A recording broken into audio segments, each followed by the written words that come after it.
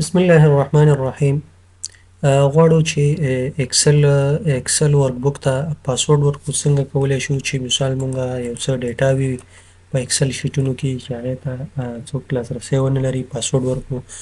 نو پاسورډ ورکولو طریقه داسې ده چې تاسې به راشئ فایل ته، بیا به پروټیک ورکبوک ته راشئ، انکریپټ ویت پاسورډ به کلیک کوئ. دې ځای نه به پاسورډ ورکړئ. مثال پاسورډ مې ورکړ، اوکې کوئ. دې ځای نه دوباره پاسورډ ورکړئ، اوکې کوئ. کله چې دا اوکې کې تاسې دا به سیف کلیک کوئ. که سیف کلیک نه کوئ دا پاسورډ نه سیف کیږي.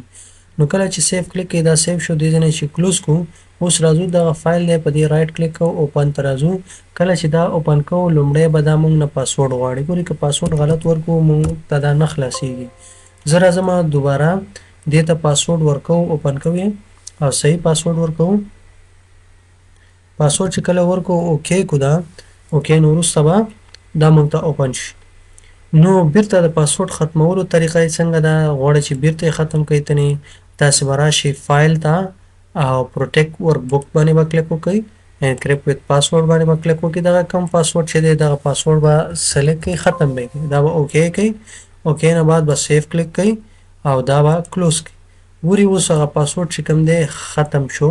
نو په دې طریقه سره تاسې کولی شئ چې اکسل ورکبوک ته پاسورډ ورکړئ او خپل فایلونه یا ډیټا چې ده د اکسل هغه محفوظ وساتئ په دې طریقې سره.